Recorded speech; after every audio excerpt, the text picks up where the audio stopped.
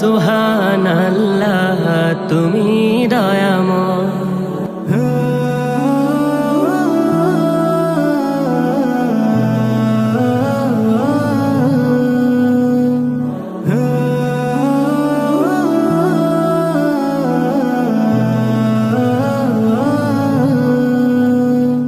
আমি খালি পেটে যারা থাকে তাদের সামনে কথা বলা খুব কঠিন কাজ।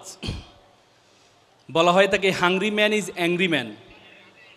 ক্ষুধার্ত মানুষ খুব রাগান্বিত থাকে। আপনাকে রেগে আছেন? রেগে আছেন? সুকান্ত ভট্টাচার্য বলেছেন যে ক্ষুধার রাজ্যে পৃথিবী গদ্যময়, পূর্ণিমার চাঁদ যেন জলসানো রুটি। ক্ষুধা লাগলে চাঁদকেও রুটি মনে হয়। তো সে অবস্থায় আমাকে বলা হলো বক্তৃতা দেওয়ার জন্য। বক্তৃতা মানে বক যোগ তিতা, মানে তিতা বকবকানি নাকি? This is really rigid, really difficult to listen bitter speech in empty stomach. খালি পেটে তিতা বকবকানো শোনা যায় না, শোনা যায়? কিন্তু আমি বিশ্বাস করি আপনারা সবাই দিনাজপুরের সন্তান নাকি? দিনাজপুরের তার নামের মধ্যে ভাবসাব আছে। আমি দিনাজপুর নিয়ে যখন চিন্তা করলাম, দেখলাম দিনারাজ নামক একজন রাজা ছিলেন। সে রাজার নামে দিনাজ, আর পুর মানি নগরী, মানে রাজাদের নগরী মানে দিনাজপুর। কি বলেন? শুধু নামের মধ্যে না, এখানে এসে যে রাজকীয় অবস্থা দেখলাম, রাজকীয় অবস্থা দেখে আপনাদের পূর্বপুরুষদের রাজা ছিল আজকের এই প্রোগ্রামের মাধ্যমে প্রমাণিত। আপনারা ঐতিহাসিকভাবে বাংলাদেশ এবং ভারতীয় উপমহাদেশে অবদান রেখেছেন দিনাজপুরের মানুষ। ব্রিটিশ বিরোধী আন্দোলন, ব্রিটিশ বিরোধী আন্দোলনে তেবাগা আন্দোলন হয়েছিল, সবচেয়ে বড় আন্দোলন তেবাগা কৃষক আন্দোলন, যেখানে বলা হয়েছে 2 ভাগ হবে কৃষকের আর 1 ভাগ হবে মালিকের। সে তেবাগা আন্দোলনের যিনি নেতৃত্ব দিয়েছেন তিনি হচ্ছে আপনাদের দিনাজপুরের সন্তান হাজী দানেশ। নাম জানেন তো? ভাষা আন্দোলনে আমরা দেখেছি আপনাদের দিনাজপুরের সন্তান।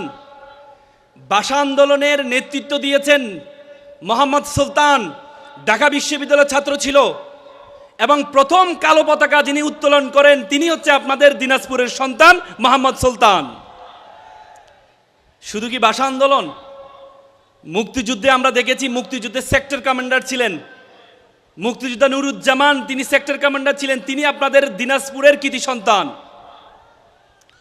এবারের জুলাইয়ে বিপ্লবে দ্বিতীয় স্বাধীনতা যেটিকে বলি, সেই স্বাধীনতায় 10 জন তরুণ জীবন দিয়ে এই বাংলাদেশকে নতুন বাংলাদেশ তৈরি করেছে।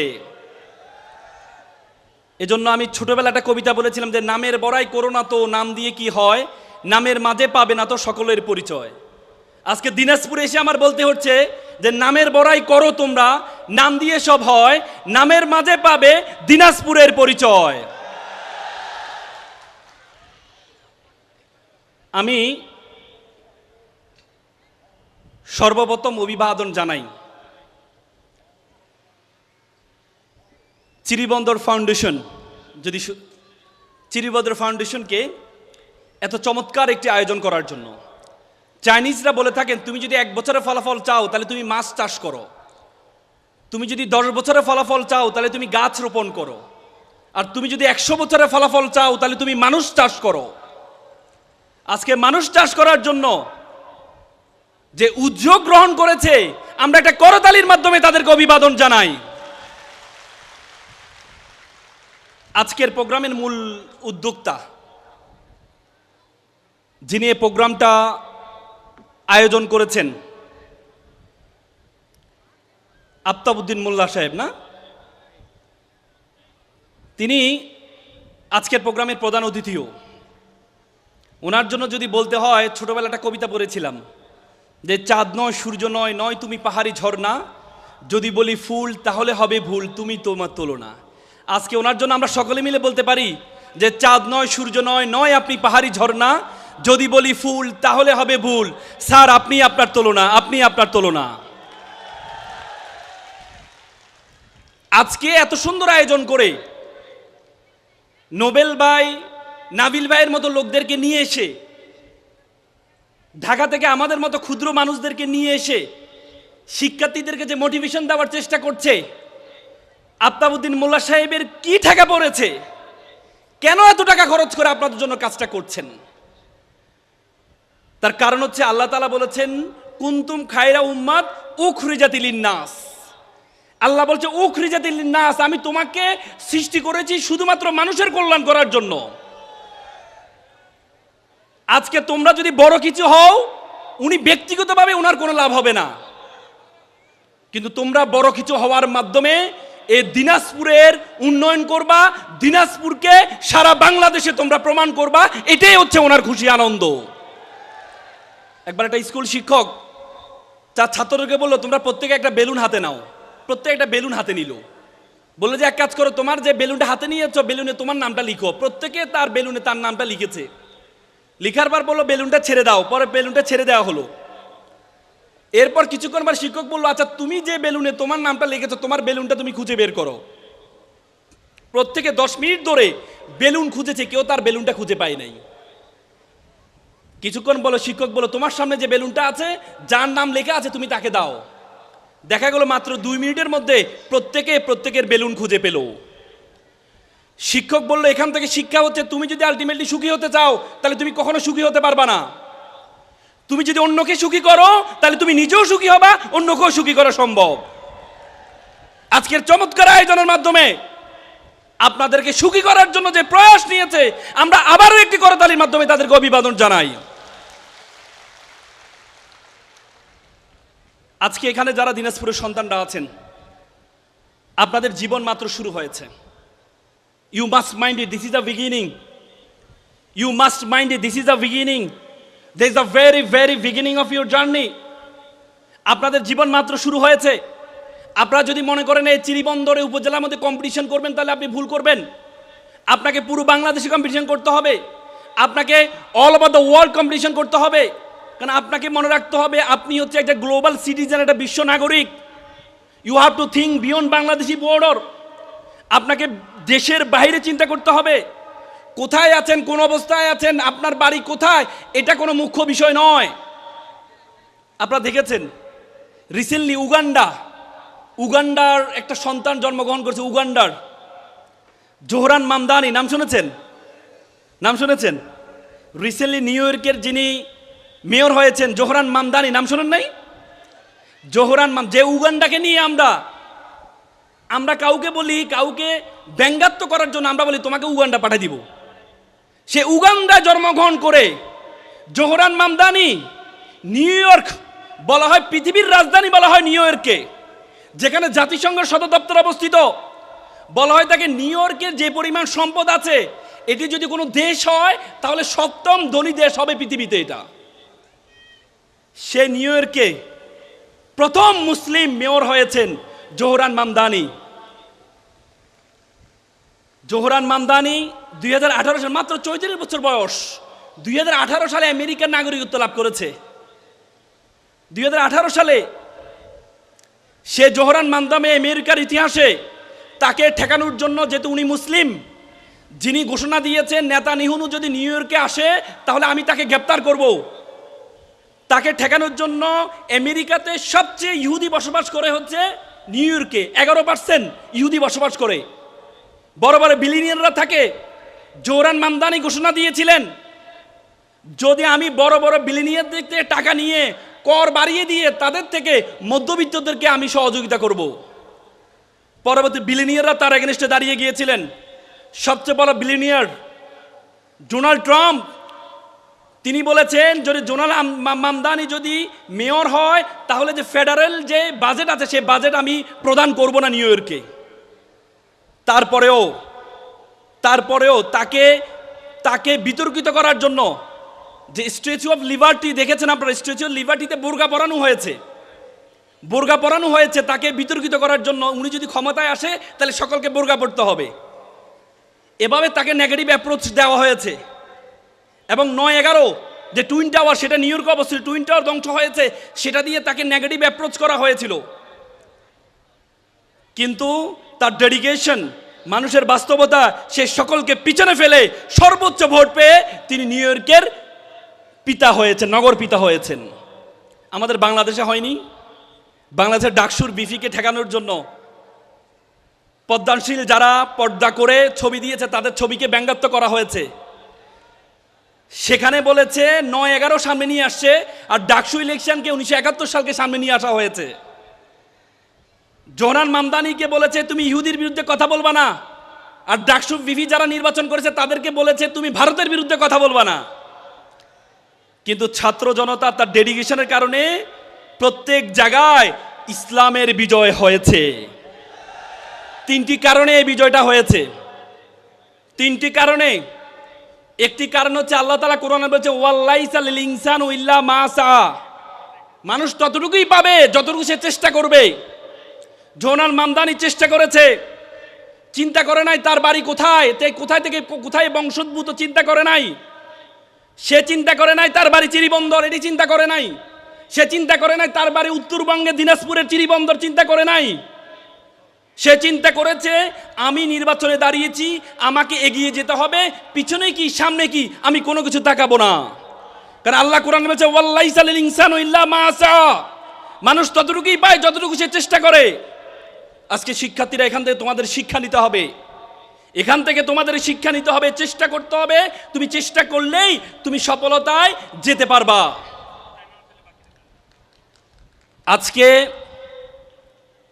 আজকে সেখানে তার ধৈর্য আপনারা দেখেছেন, ভিডিওতে দেখেছেন, আপনারা ভিডিওতে দেখেছেন মনে হয়। সে দাঁড়িয়ে দাঁড়িয়ে মানুষকে ক্যাম্পেইন করছে, মানুষ তাকে দূরে সরিয়ে দিচ্ছে, সে ক্যাম্পেইন করছে, দূরে সরিয়ে দিচ্ছে, কিন্তু সে এটা পরোয়া করে নাই।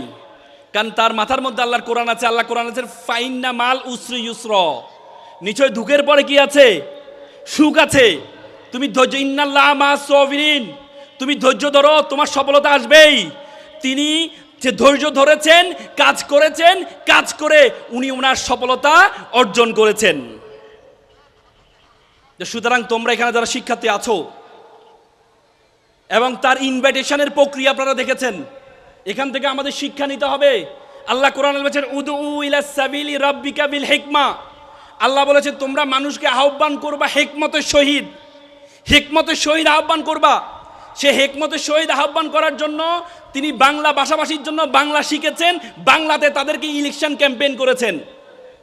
তিনি হিন্দিভাষীর কাছে গিয়ে হিন্দিতে ক্যাম্পেইন করেছেন, আরবিতে আরবিভাষীর কাছে গিয়ে ক্যাম্পেইন করেছেন।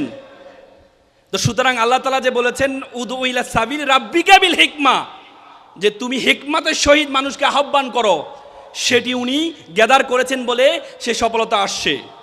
তো সুতরাং শিক্ষার্থী ভাই ও বোনেরা, তোমরা যদি কোথাও সফল হতে চাও, এই 3টি জিনিস তোমরা মেক শিওর করবা। একটি হচ্ছে তোমাকে চিন্তা করতে ভাগ্যের দিকে তাকায় থাকলে হবে না, তুমি যেটা চেষ্টা করবা, যেটা চাইবা, তুমি সেটাই পাইবা। দ্বিতীয় হচ্ছে তোমাকে ধৈর্য ধরতে হবে, ব্যর্থ হবাই, ব্যর্থর পরে তোমাকে সফলতা নিয়ে সামনে এগিয়ে যেতে হবে। তার আগে প্রথমে তুমি তোমার সম্বন্ধে জানতে হবে। উপমহাদেশ সেরা কবি ফরিদুদ্দীন বলেছেন উনসু মাতলু বেজা হাত দরগাহা হার তুরিগো বাজো খুদ নেশা, পৃথিবী তাকে খুঁজে বেড়াচ্ছে, তুমি সেই ব্যক্তি, তুমি তোমাকে খুঁজে বের করো। Who are you, where you want to go, তুমি কে, তুমি কোথায় যেতে চাও, প্রথমে সেটা বের করতে হবে। আজকে আমরা আমাদের সম্বন্ধে জানি না। সক্রেটিস বলেছেন নো দাই সেলফ, নিজেকে জানো। আল্লাহ কোরআন বলেছেন ওয়াফি আনফুসিকুম, তুমি তোমাকে জানো। তুমি যদি তোমাকে না জানো, তাহলে তুমি মনে করবা আল্লাহ তাআলা তোমাকে অনর্থক সৃষ্টি করেছেন। আল্লাহ তাআলা কোরআনে বলেছেন ওয়ামা খালাকনাস সামা ওয়াল আরদা, আমি আসমান এবং জমিনে যা কিছু আছে, ওয়ামা বাইনাহুমা বাতিলান, কোনো কিছু আমি অনর্থক সৃষ্টি করিনি। আল্লাহ তাআলা তোমাকে অনর্থক সৃষ্টি করে নাই, আল্লাহ তাআলা আমাকে অনর্থক সৃষ্টি করে নাই। আল্লাহ তাআলা তোমাকে এমন একটি কাজের জন্য সৃষ্টি করেছে, সেই কাজ পর্যন্ত যেতে পারো নাই বলেই তুমি মনে করো আল্লাহ তাআলা তোমাকে অনর্থক সৃষ্টি করেছেন। তুমি তোমার সম্বন্ধে ধারণা আছে? তুমি তোমার সম্বন্ধে ধারণা আছে? তোমরা জানো 2006 সালে বাংলাদেশে একটা অপটিক্যাল ফাইবার স্টেশন করা হয়েছে কক্সবাজারে। সেটা স্পেন, পর্তুগাল, ফিলিপাইন হয়ে আমাদের কক্সবাজারের সাথে যুক্ত হয়েছে একটা অপটিক্যাল ফাইবার কেবল, একটা তার, যে তারের মাধ্যমে আজকে আমরা ফেসবুকে লাইভের মাধ্যমে আমেরিকা কি হচ্ছে আমরা দেখতে পাচ্ছি, এখানে কি হচ্ছে আমেরিকা দেখতে পাচ্ছে। সে অপটিক্যাল ফাইবার, এই অপটিক্যাল ফাইবারের দূরত্ব হচ্ছে মাত্র 17,000 কিলোমিটার।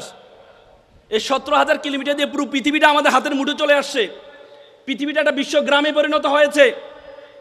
বিজ্ঞান বলে আমাদের মাথার মধ্যে 2 কোটি নার্ভ আছে, বলে যে একটাকে একটা তারের সাথে যদি যুক্ত করা হয় এটা দূরত্ব হবে 2 লক্ষ কিলোমিটার।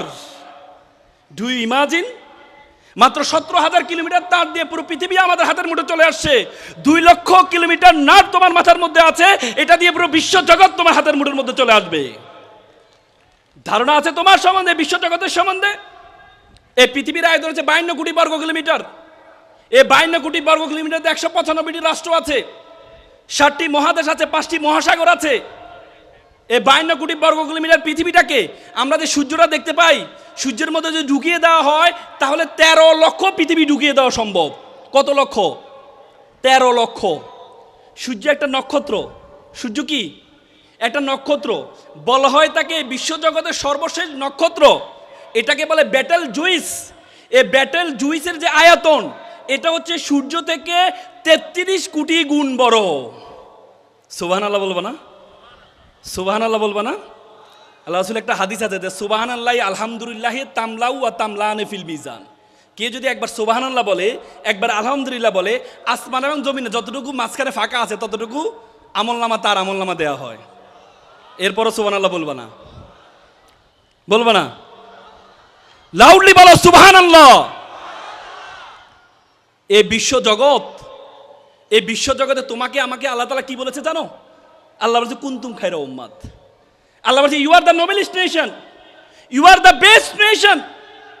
আল্লাহ বলেছে এই বিশ্বজগতে যা কিছু আছে আমি সব কিছু তোমার জন্য সৃষ্টি করেছি। তোমাকে আমি আশরাফুল মাখলুকাত হিসেবে সৃষ্টি করেছি। আল্লাহ তাআলা কোরআনে বলেছে হুয়াল্লাযী খালাকালাকুম মা ফিল আরদি জামিআ। আল্লাহ বলেছে আসমান জমিনে যা কিছু আছে সব কিছু আমি তোমার জন্য সৃষ্টি করেছি। আর তোমাকে আমি কেন সৃষ্টি করেছি? ওয়ামা খলাকতুল জিন্না ওয়াল ইনসা ইল্লা লিয়াবুদুন। আর তোমাকে আমি সৃষ্টি করেছি শুধুমাত্র আমার ইবাদত করার জন্য।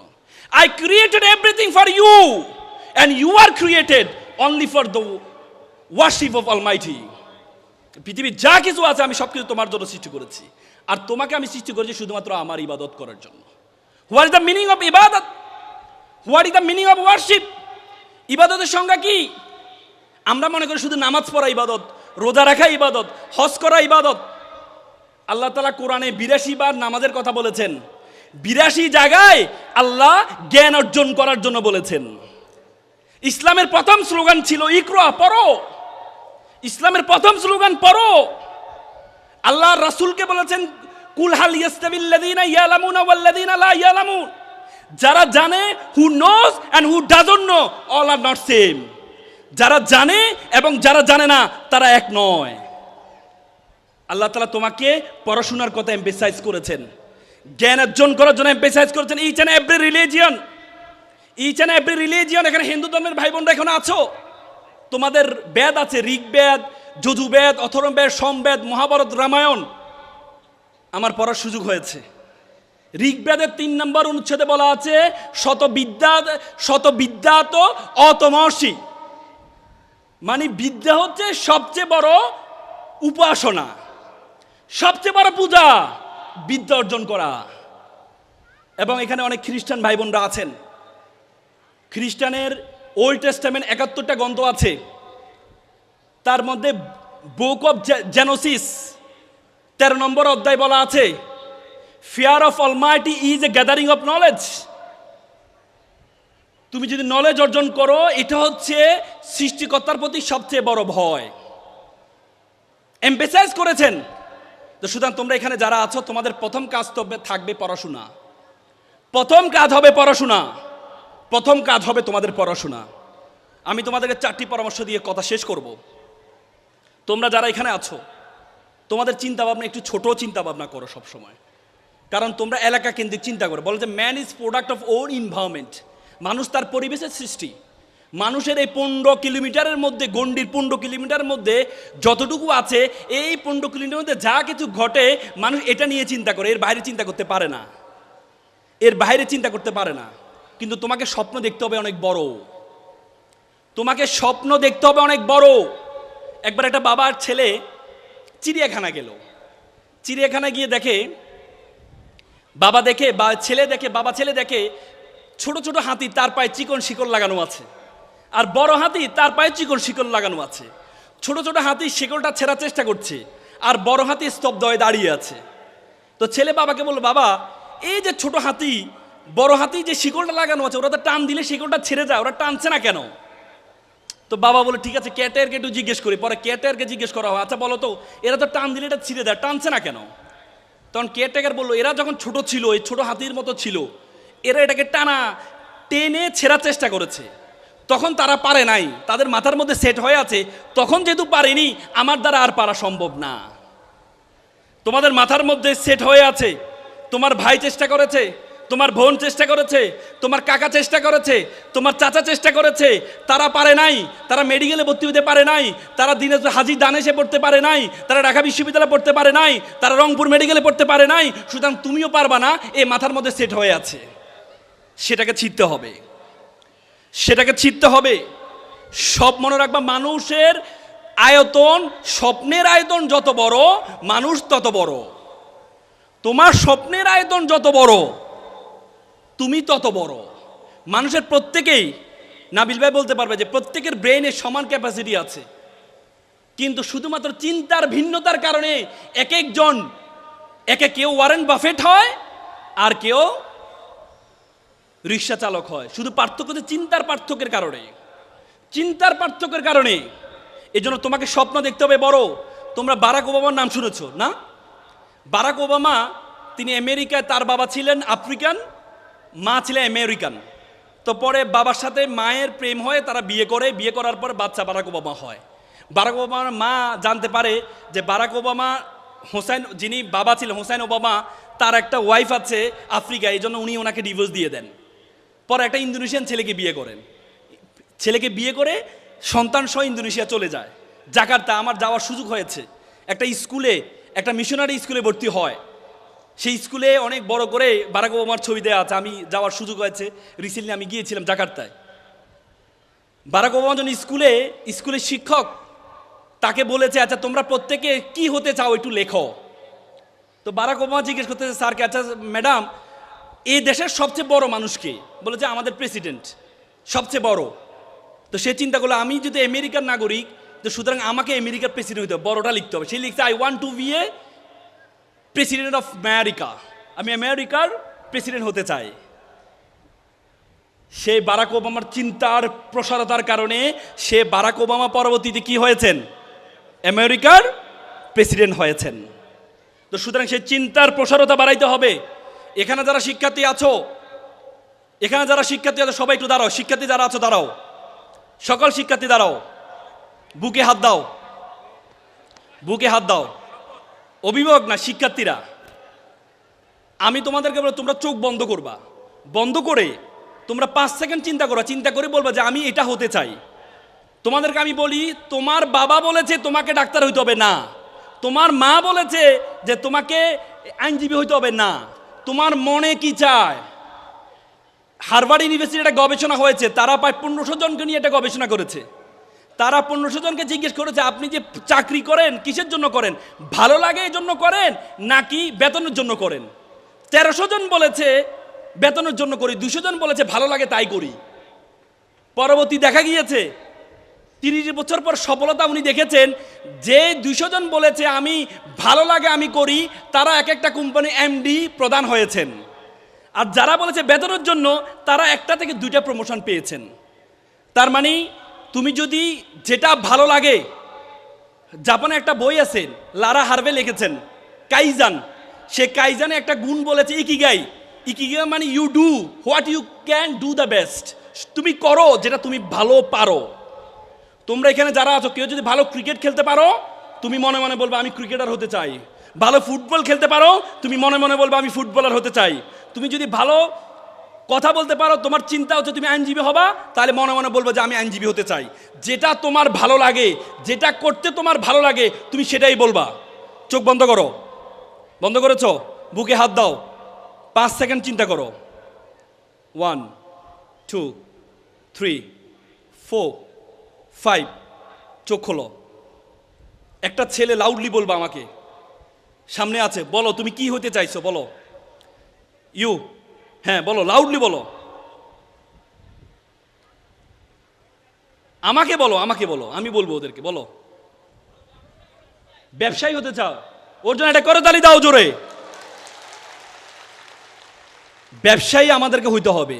ইসলামের আশারে মুবাশশারা যে 10 জন জান্নাতের সুসংবাদ পেয়েছেন, তারা প্রত্যেকেই, তাদের মধ্যে 8 জনই ব্যবসায়ী ছিলেন।